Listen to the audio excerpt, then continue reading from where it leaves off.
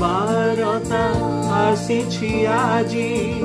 ଶୁଣ ଭାଇ ଏ ଭଉଣୀ, ନିରାଶାରେ ଅଛ କି ଆଜି?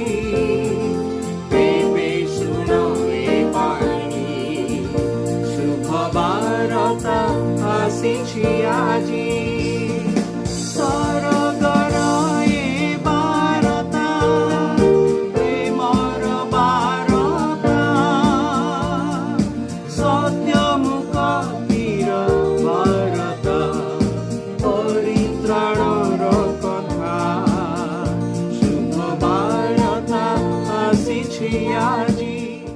प्रिय श्रोता बंधु, प्रभु यीशु ख्रीष्ट बहुमूल्य नाम रे आपनको शुभेच्छा। पवित्र बाइबल जौन लिखित सुसमाचार 20 अध्याय एवं तार 20 पदरे आम मैंने एपरी पाठ करू।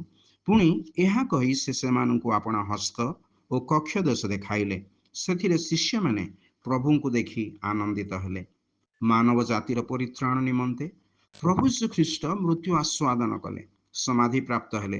पुणी मृत मानक मध्यरु तृतीय दिन रे पुनरुत्थित होई अपना शिष्य मानकु पुनरुत्थान प्रमाणित करने निमंते से निकटकू आसिले। सेतेबेले पुनरुत्थित प्रभु को देखी शिष्य माने आनंदित हेले। मृत्यु और पराजयर भय वर्तमान आनंद रे परिवर्तित हो गला। प्रभु श्रीकृष्ण कथित वाक्यानुसार यहपरि घटिला, कारण से कही सत्य सत्य मु तुम मान कहूअछि, तुमे मैंने रोदन और विलाप करिब किंतु जगत आनंद करिब। तुमे मैंने दुखित हब किंतु तुम मान दुख आनंद रे परिणत हब। प्रसव समय उपस्थित हेले स्त्री लोक दुख पाए, किंतु से संतान प्रसव कलाउतारे जगत रे जने मानव जन्म ग्रहण कला।